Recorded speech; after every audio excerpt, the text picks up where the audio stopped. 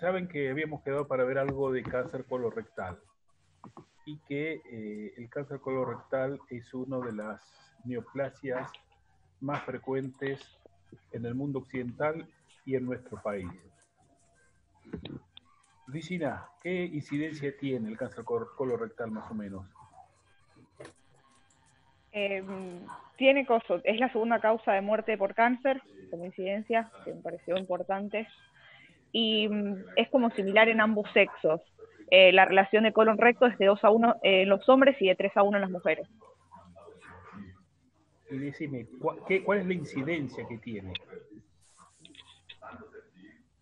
Perdón, en la Argentina hay 10.300 casos nuevos, alrededor de 5.000 muertes anuales. Perfecto, pero ¿cuál es la incidencia? No entiendo a qué se refiere. A la incidencia. ¿No es esa ¿Cuántos? la incidencia? No. ¿Cuántos casos por 100.000 habitantes hay? Ajá, no lo tengo así. Ludmila. No, estaba mirando lo mismo, pero no, tampoco sé cuántos casos cada 100.000. Bueno, más o menos hay entre 170 y 220 casos por 100.000 habitantes. ¿Esto qué significa? Que realmente es una neoplasia de una altísima incidencia. Para que se haga una idea, ¿cuál piensan que es más o menos la incidencia del cáncer de cervix en la era pre-Papa Nicolau?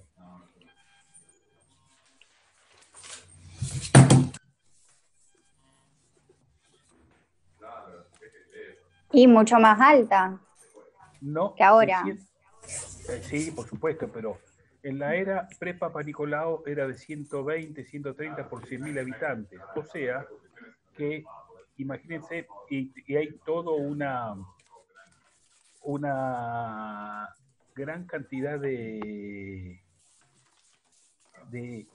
esfuerzos para prevenirlo y fácilmente prevenirlo, y esto prácticamente la duplica. Por lo tanto, se dan cuenta de que realmente es extremadamente alta la incidencia que tiene el cáncer colorectal. Pero hay una característica, que está disminuyendo, lentamente está disminuyendo la incidencia desde los años 90. ¿Por qué piensan que está disminuyendo? Por el diagnóstico precoz, Más que por diagnóstico precoz. por el screening. Por el screening. Exactamente, por el cribado que va teniendo todo el cáncer colorectal. Pero ¿qué característica tiene el cáncer colorectal? ¿En qué grupo poblacional está aumentando? De a un 1,5%, pero va aumentando todos los años.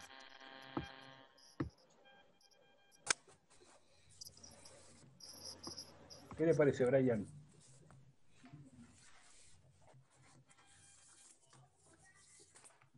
En menores de 50. Exactamente, en menores de 50 años. Es un subgrupo en el cual va aumentando todos los años. Con una característica muy particular, que uno le interesaría pensar de que en este grupo la mayoría es un cáncer, principalmente el cáncer de recto es el que está aumentando. Y uno que le gustaría pensar de que el gran porcentaje son cánceres hereditarios. Pero, ¿qué porcentaje de cánceres hereditarios esperaríamos en general?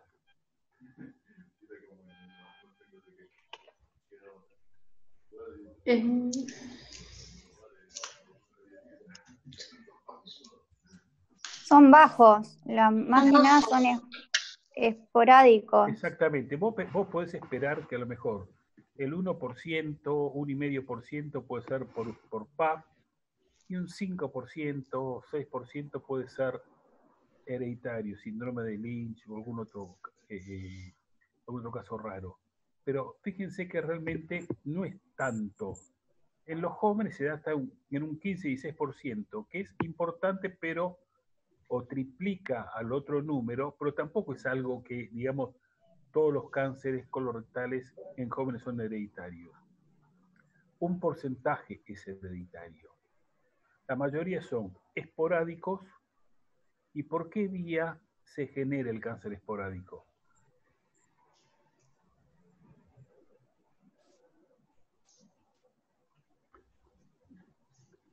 O sea, hay como una secuencia de pólipocáncer.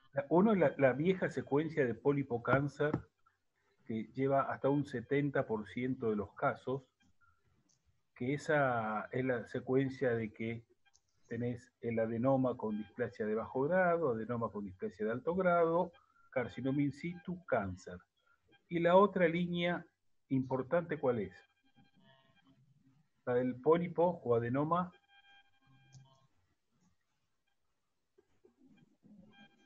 Parecido a mi apellido. Velloso. No, parecido a mi apellido. Ah. El pólipo serrato. El pólipo serrato es que se llama serrato porque parecen los bordes de una sierra microscópicamente. Esa es otra línea carcinogenética cada vez más importante y cada vez se va viendo de que muchos de estos pacientes tienen una muy rápida, una progresión mucho más rápida de pólipo a cáncer. ¿Cuál es el tiempo que calculamos para la progresión clásica, la secuencia pólipo-cáncer? ¿No era alrededor de 10 años? Exactamente, por lo tanto, ¿cuál es el tiempo que utilizamos para hacer el screening, el cribado? Cada 10 años se hace. O sea, no. Una vez que se empieza a hacer... 5. Cada 5 años. Cada 5. ¿Entendés? Vos lo que tenés que hacer es no darle tiempo para que pueda desarrollarse un cáncer, poder tomarlo como si fuera una lesión benigna.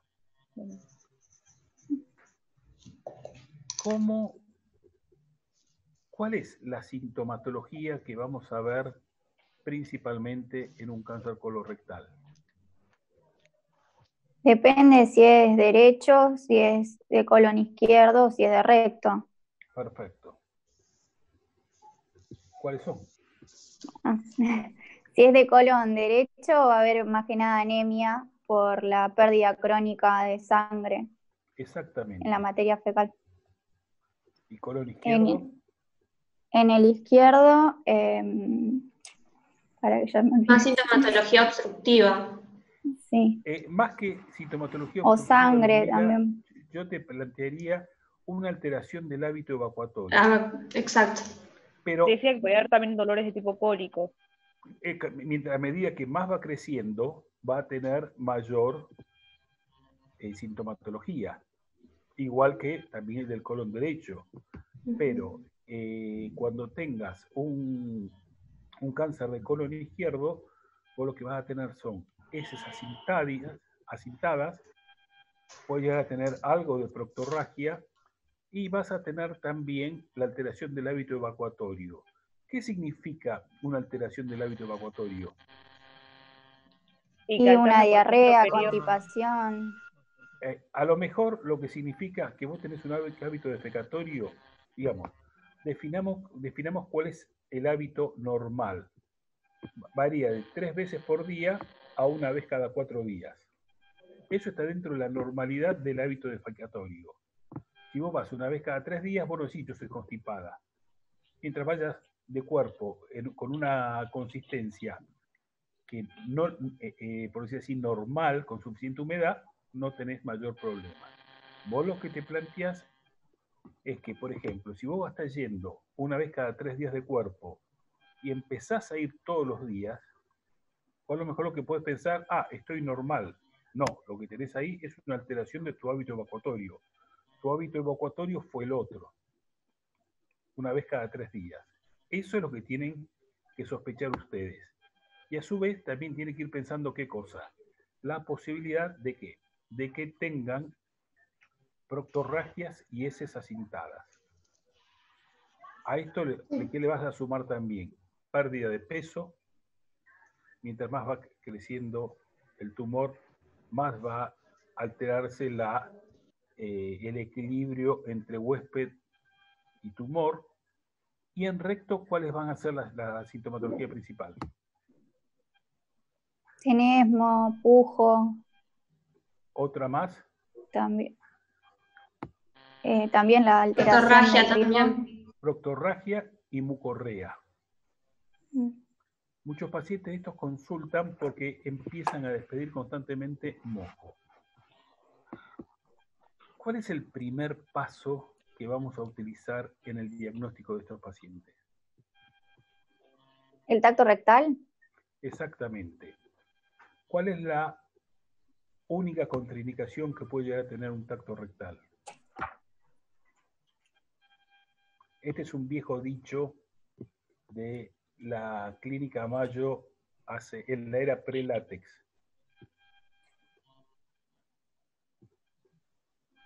Que el cirujano o el médico se ensuciaba el dedo.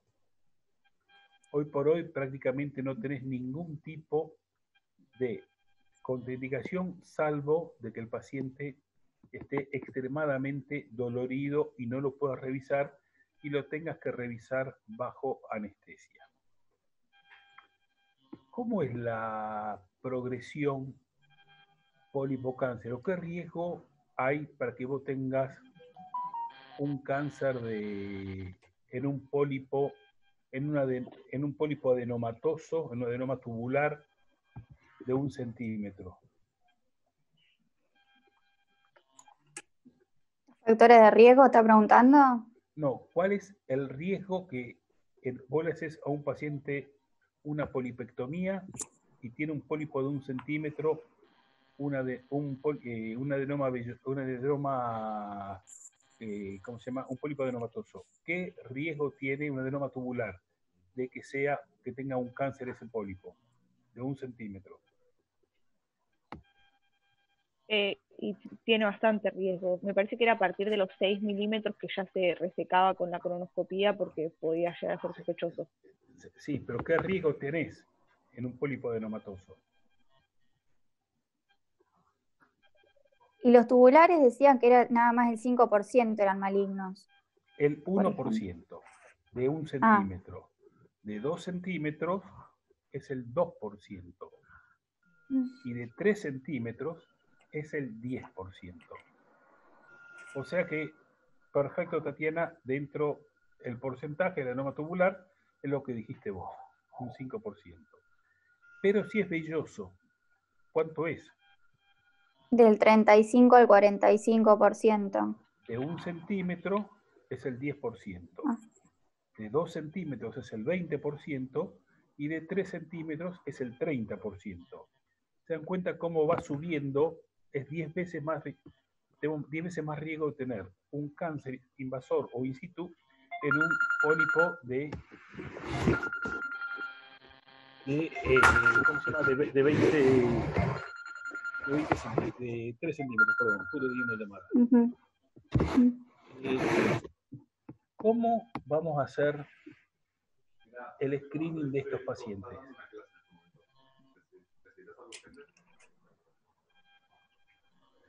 Y depende si tienen síntomas o si no tienen. Y de acuerdo a la edad también.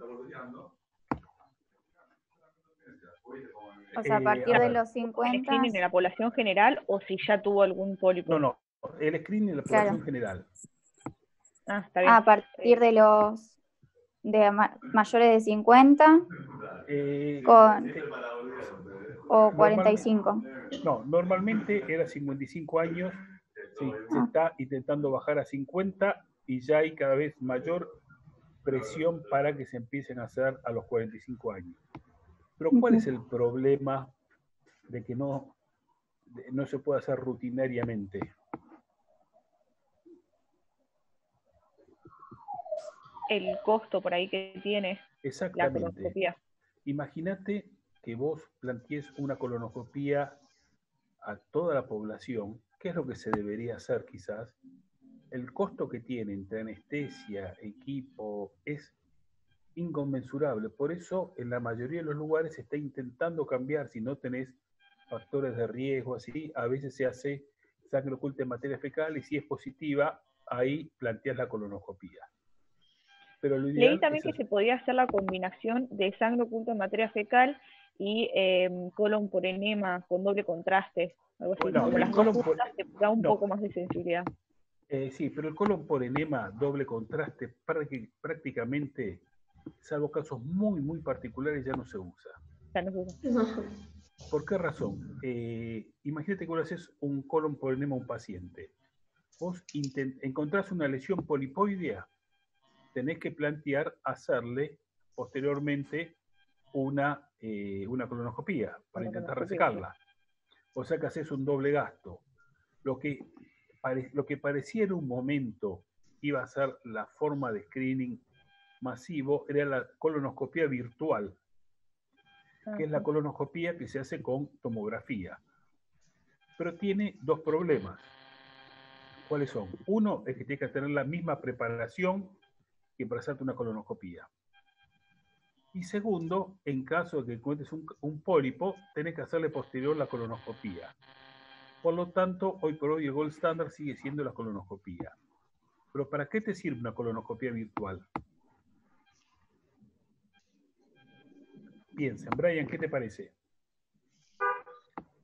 Para ver que en caso de que sea un carcinoma no se haya diseminado. Colonoscopía virtual. Ah, virtual. Que no era No es que podíamos ver como si en caso de que sea, por ejemplo, maligno, cuán penetró en la pared. No, Para volver a ver las imágenes o para... no. Ludmila, faltas vos. Sí, no sé. Yo también hubiese dicho para poder estratificarlo o ver si hubo metástasis en otras partes, pero No, no, para eso pedís una tomografía directamente. o puede ser una resonancia. Eso lo vamos a charlar cuando charlemos un ratito de recto.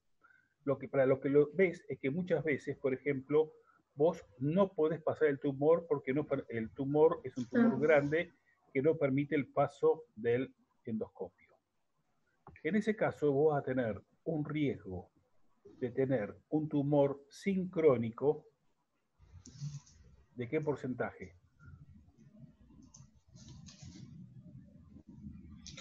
¿Saben lo que es sincrónico? Sí, que tengas otro tumor Al mismo tiempo. al mismo tiempo. Exactamente. Y metacrónico es posterior. ¿Qué? Pero entre el 2 y el 4% tenés posibilidad de tener un tumor sincrónico. Por lo tanto, es de muy buena práctica. Si vos no podés pasar con el endoscopio, es hacerle una colonoscopia virtual, que se hace con tomografía. ¿Cómo hacemos? A ver, ¿qué le pedirían a un paciente que te llega a vos con el diagnóstico endoscópico de un tumor de recto, el recto normal? ¿Cómo empezás a estudiarlo al paciente? ¿Laboratorio? Sí, los marcadores tumorales, el CEA y el K199. Hoy por hoy, en las guías de cáncer colorectal que salieron en 2020 por la Sociedad Norteamericana de Cirujanos Colorectales, el único que realmente sirve es el CEA. Hoy. Ay.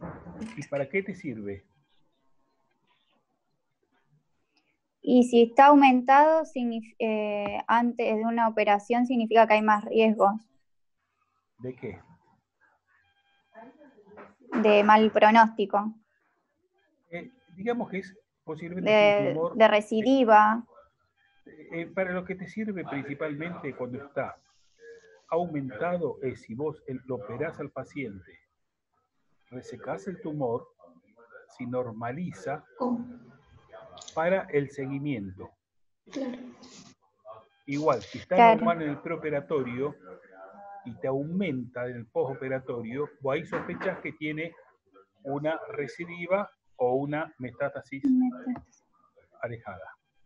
¿Entendés? Claro, yo lo que había leído es que como que no es que te marcaba, no era la importancia cuánto estaba aumentado, sino que el que ya está aumentado ya era y te servía como para eso, para el diagnóstico de seguir viendo si aumentaba o disminuía en las próximas 6 semanas.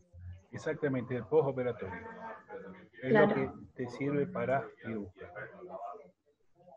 Vos haces el diagnóstico, le pediste un SEA, un laboratorio. Dentro del laboratorio, ¿qué es lo que te va a interesar de sobremanera? Creo que lo dijiste vos, o vos, o Tatiana, o vos, Luisina. ¿Qué le va a interesar por la sintomatología que tiene el paciente? El hemograma. El Para ver si hemograma está justamente teniendo para anemia. ver si está anémico o no. Y si, por ejemplo, el paciente tiene un gran pólipo velloso, que las biopsias son todas benignas, ¿qué te puede llegar y tiene una mucorrea constante? ¿Qué te puede llegar a interesar pedirle?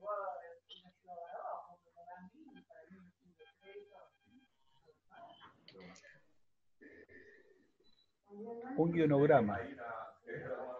El paciente puede tener o hipocalemia o hiponatremia. Por eso es que muchas veces en estos casos es importante tenerlo. También, si es un tumor de larga evolución, el paciente va a estar desnutrido. ¿Qué le pediría? Albúmina y proteínas. Una albuminemia y una proteinemia. Y para estadificar el paciente, ¿qué vamos a usar? La tomografía o la resonancia. ¿Para qué va a usar la resonancia y para qué va a usar la tomografía, Tatiana?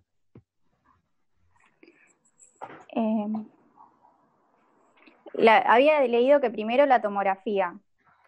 A ver, si vos tenés un O sea, paciente si que las dos. tiene... Hay para algunos casos es para las dos, o en algunos casos es uno. Por ejemplo, vos tenés un paciente con un cáncer de colon derecho.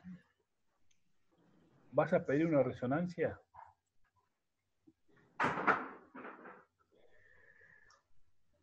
Ahí no te va a servir.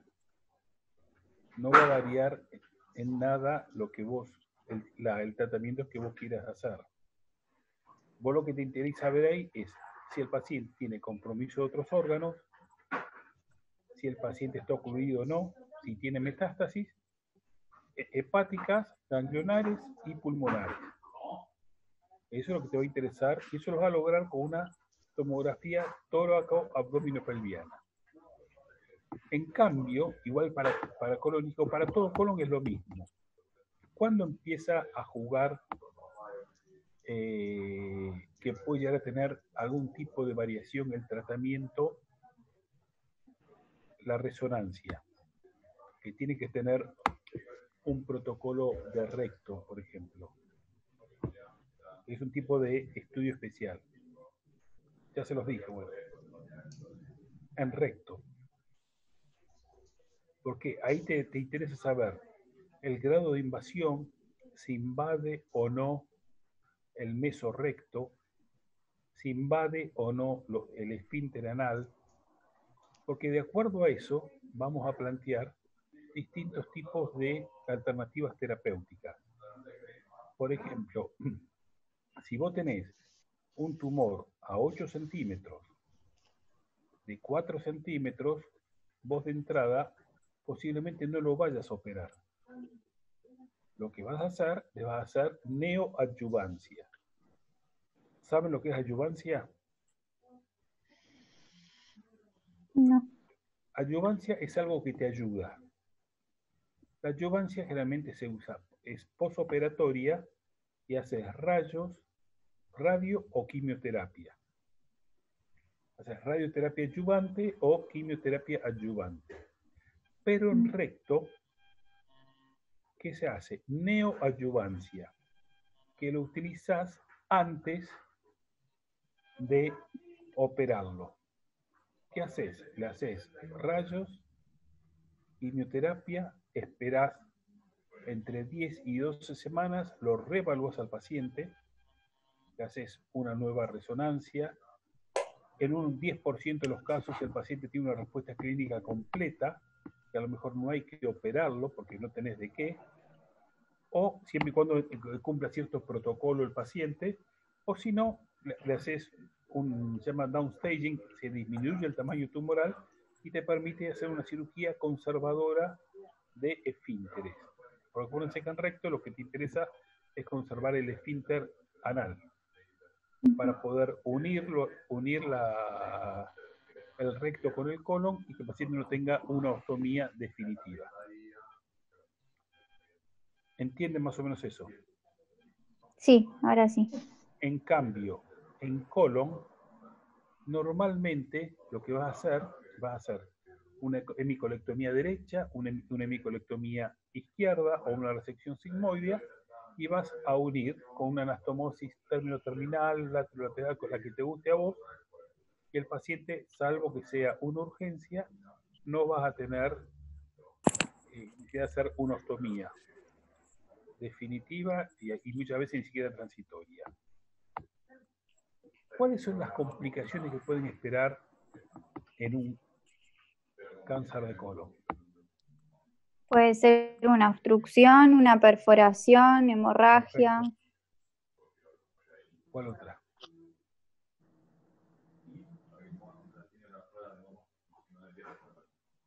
Y la perforación puede dar una peritonitis. Eso está dentro de perforación. Ah. Pero, por ejemplo, si se perfora o pone que invade la vejiga. ¿Y qué te puede dar? Una fístula colovaginal. Fistulización es la otra. Un tumor de recto, ¿dónde puede fistulizar? En mujeres. Útero. El útero tiene la pared de 8 milímetros. Es muy difícil que pueda perforar. Puede adherirse ahí, pero no se va a perforar. Pero ahí cerca, más abajo. Trompas. No, más abajo. Cuello. En vagina. Vagina. En vagina, un tumor en cara anterior puede llegar a hacer una fístula rectovaginal. En general, las fístulas rectovaginales más frecuentes son posteriores, más que a cáncer de recto, es a cáncer de cuello irradiado que hace una fístula rectovaginal por actínica. Eso es lo que generalmente van a ver.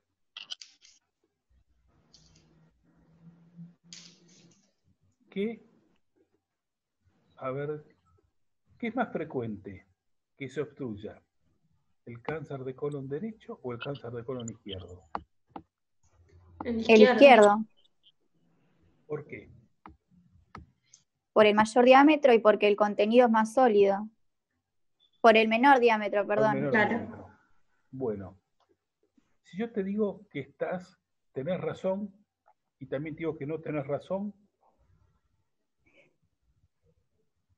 ¿cuál es el porcentaje de tumores en el lado izquierdo?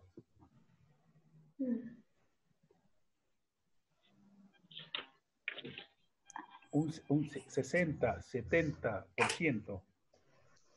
Del lado derecho es un 18% con suerte. En general, hay autores, lo que vos dijiste es lo que te va a decir todo el mundo, pero hay autores que presentan casuísticas de que el porcentaje de obstrucción del colon izquierdo es el mismo que el colon derecho.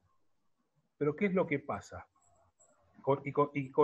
Diciendo que el cáncer de colon derecho tiene mucho menos sintomatología que el cáncer de colon derecho.